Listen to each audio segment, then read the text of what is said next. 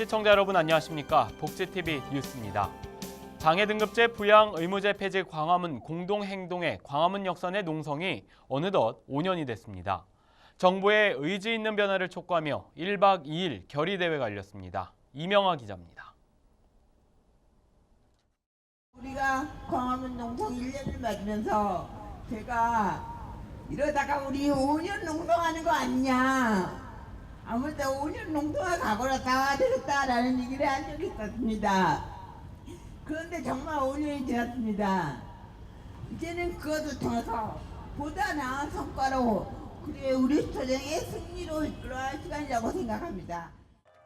광화문 역사에 농성장을 세우고 장애 등급제 부양 의무자 기준, 장애인 수용시설 폐지를 외친 지 5년. 5년간의 외침을 끝내기 위해 장애 등급제 부양 의무제 폐지 광화문 공동행동이 광화문 광장에 모여 1박 2일 집중 결의대회를 열었습니다. 이들은 지난달 발표된 국정운영 5개년 계획에서 장애 등급제 부양 의무자 기준, 장애인 수용시설 폐지와 관련해 구체적인 계획이 없다는 것을 비판하며 정부의 변화의 의지가 필요하다고 주장했습니다. 단계적 폐지 계획이 전혀 없습니다. 단계적으로 폐지하겠다 해놓고 내용은 박근혜, 이명박 정부가 한 것처럼 요따만하게 완화해버렸습니다. 이에 장애계 단체는 장애인과 가난한 사람의 안전한 삶을 위해 구체화된 계획과 예산에 대한 논의가 필요하다고 제안했습니다. 부양의무자 기준 완전 폐지 방향을 제시하십시오. 문재인 대통령의 국민명령 1호인 장애 등급제 폐지의 약속에 대하여 계획을 이야기하십시오. 장애인 수용시설 폐지를 하겠다는 뜻을 담아 2017년을 장애인 탈시설의 원년이라는 것들을 선포하십시오.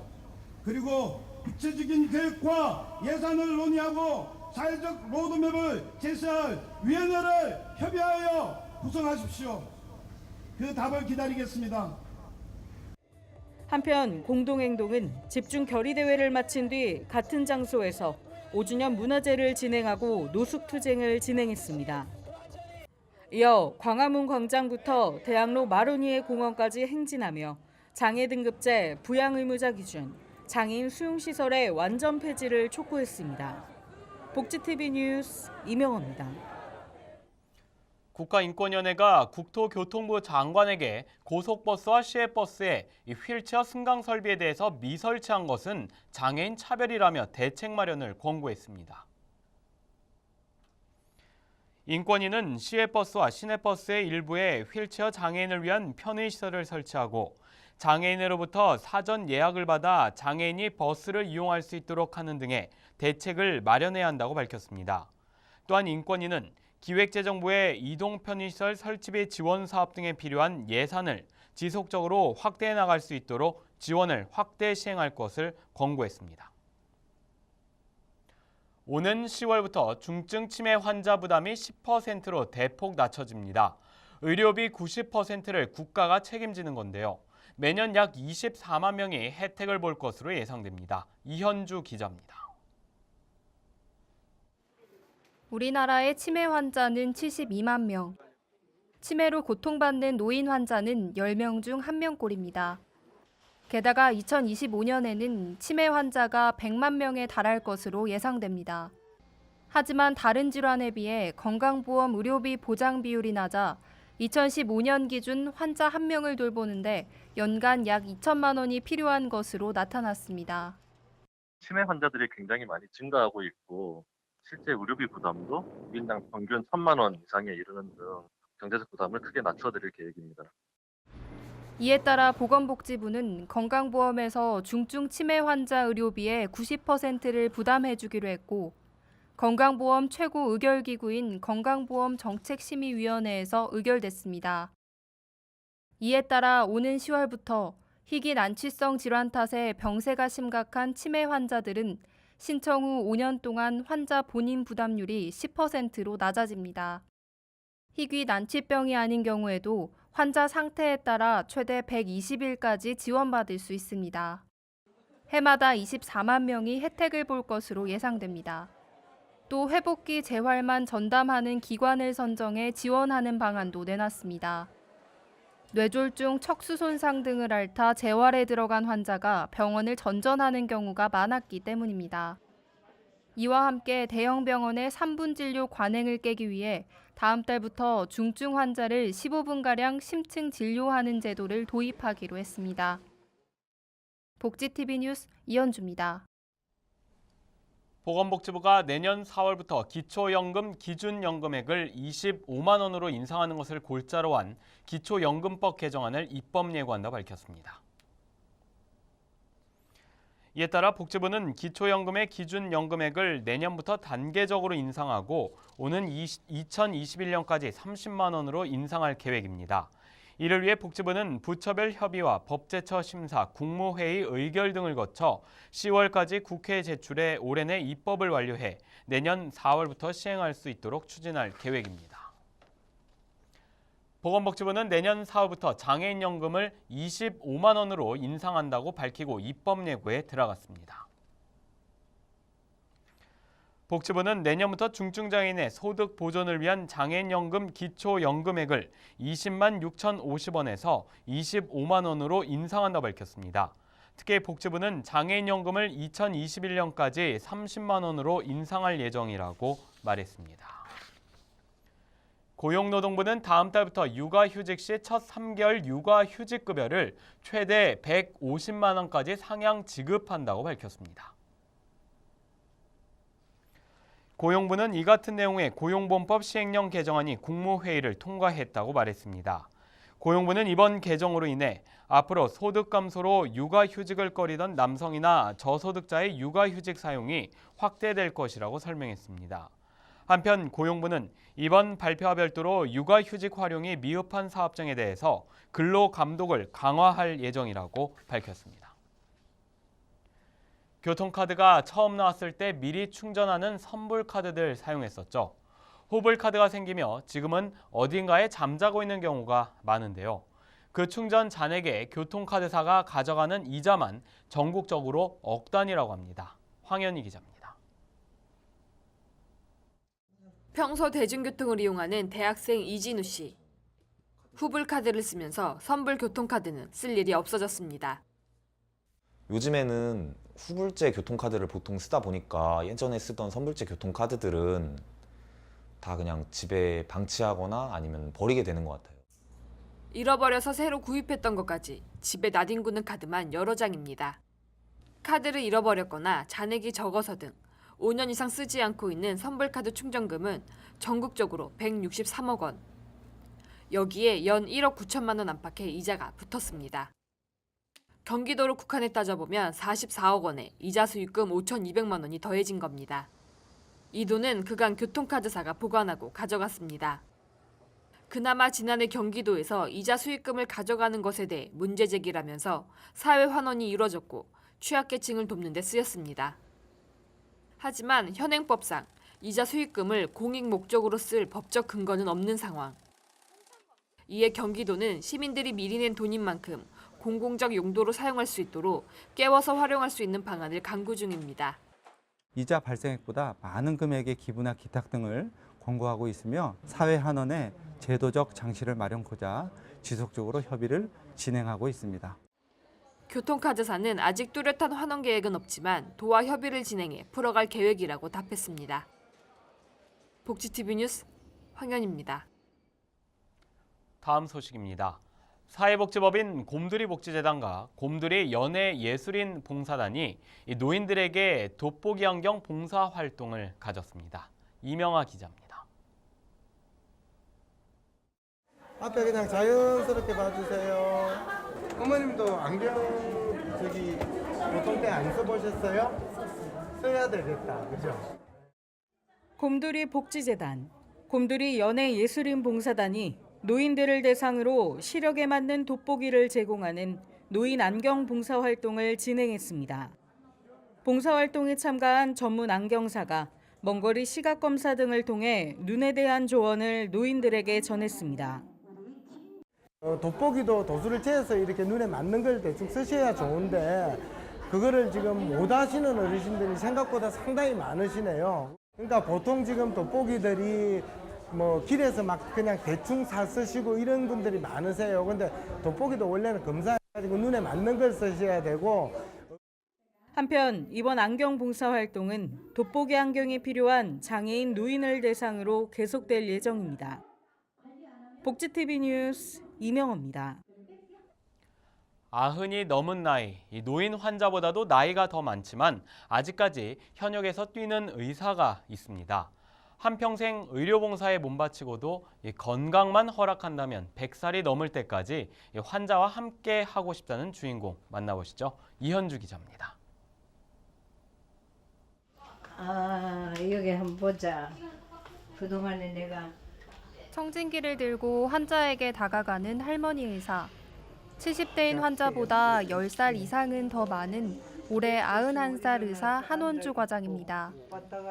환자 가까이 있고 싶어 병원장 자리도 고사하고 요양병원 내과 과장으로 일하고 있습니다.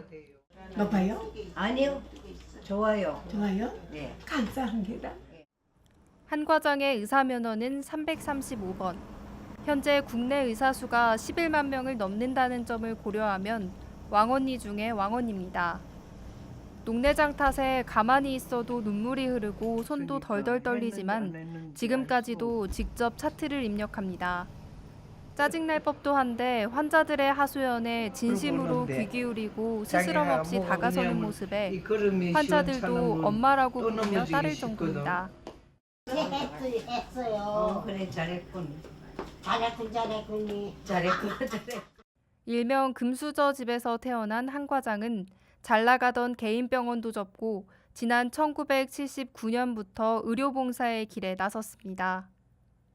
38년을 봉사에 바친 뒤 10년 전인 82살에 은퇴했지만 외로운 노인들이 눈에 밟혀 다시 현역으로 돌아왔습니다. 우리 사회에서 소외된 이웃들에게 참된 인수를 펼치는 의료인들을 지속적으로 발굴해 나갈 계획입니다. 한 과장의 마지막 꿈은 건강이 허락하는 한 100살 넘도록 환자들과 함께하는 것. 환자들 보고서는 같이 얘기하고 진료해주고 하는 거는 또 즐거운 일이거든요. 그러니까 할 수 있는 데까지는 할 거예요.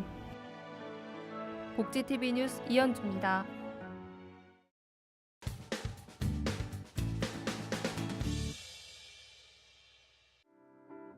광명시 노인종합복지관에서 광명시 실버 인력뱅크 노인 일자리와 사회활동 지원사업 추억의 찻집 희낙낙사업단은 이번 달 9일부터 11일까지 복지 사각지대 노인 30가정을 대상으로 팥빙수 나눔 이벤트 사회공헌 지원활동을 펼쳤습니다.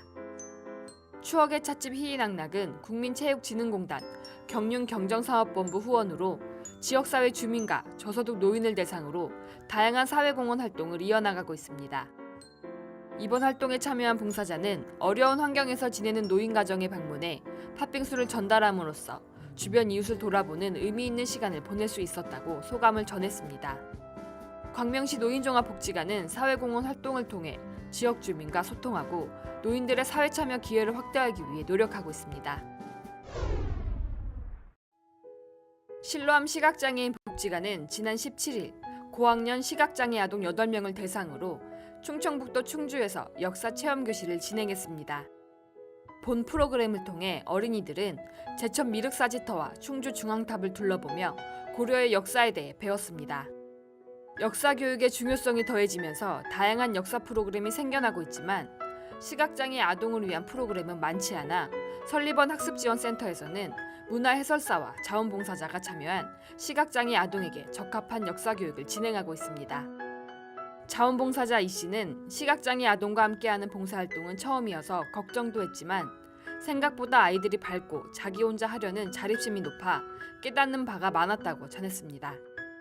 복지관 관계자는 시각장애인이란 이유로 여러 체험학습에서 소외되는 아이들이 많아서 시각장애 아동을 대상으로 진행하는 역사교실이 의미 있다. 비록 아이들이 눈으로는 볼 수 없어도 역사 유적지와 유물을 직접 만져보고 설명을 들으며 역사를 배우고 있다고 전했습니다. 실로암 시각장애인 복지관은 시각장애 학생을 위한 다양한 체험학습 프로그램 개발을 위해 노력하고 있습니다. 자세한 사항은 설리번 학습지원센터 0601에서 5로 문의하면 됩니다. 강남장애인복지관은 이번 달 25일까지 발달장애 아동과 청소년을 대상으로 한 국악놀이 교실 이용자를 모집합니다. 즐거우리락 흥겨운 국악놀이 교실은 우리 고유의 놀이활동인 전래놀이를 활용해 국악을 보다 더 즐겁고 흥미있게 배울 수 있는 프로그램입니다. 그룹 음악 활동에는 개량 국악기 연주를 포함하며 놀이라는 즐거운 환경에서 한국 전통 국악기와 친해질 수 있는 기회를 제공하고 합주와 같은 그룹 음악 활동을 통해 발달장애인의 협동심, 인지 발달과 같은 발달 영역에 도움을 줄 수 있습니다. 복지관 관계자는 국악놀이 활동을 통해 발달장애 아동, 청소년이 우리나라 고유의 유산인 국악에 좀 더 흥미있게 다가갈 수 있는 계기가 되고 인지 발달과 소통을 위해 국악 교육이 지속적으로 진행되길 희망한다고 전했습니다. 강남장애인 복지관은 국내 최초 문화예술 특화 복지관으로서 아티스트 발굴, 육성, 기획 전시, 공연 등 문화예술 향유와 창작 활동을 통해 장애인 누구나 주인공이 될 수 있도록 노력하고 있습니다. 자세한 사항은 강남장애인복지관 02-560-8233으로 문의하면 됩니다.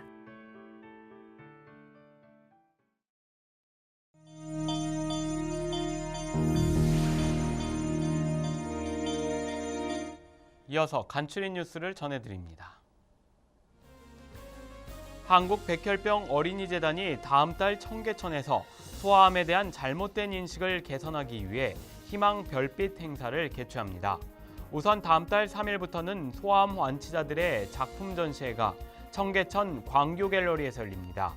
또한 9일에는 저녁 6시부터 9시까지 청계천 걷기 행사가 진행됩니다. 더 자세한 사항은 희망 별빛 홈페이지에서 확인할 수 있습니다. 서울시 장애 여성인력개발센터가 다음 달 5일 센터에서 2017 서울시 여성일자리 박람회를 개최합니다. 박람회에서는 맞춤형 취업 컨설팅 교육과 현장 면접 등이 운영됩니다.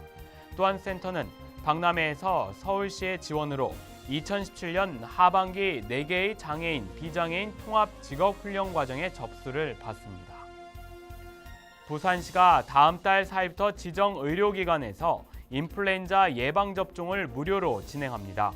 무료 접종 대상자는 생후 6개월에서 59개월 이하 어린이며 만 65세 이상 어르신과 취약계층입니다. 부산시 교육청이 주민 참여 예산위원회와 함께 2018년도 예산 편성 방향과 부산 교육정책에 대해서 논의하는 예산 토크 콘서트를 부산 놀이마루 소극장에서 열었습니다. 이번 토론회는 학생과 학부모, 교직원, 시민, 예산위원 등 총 50명이 참여한 가운데 진행됐습니다.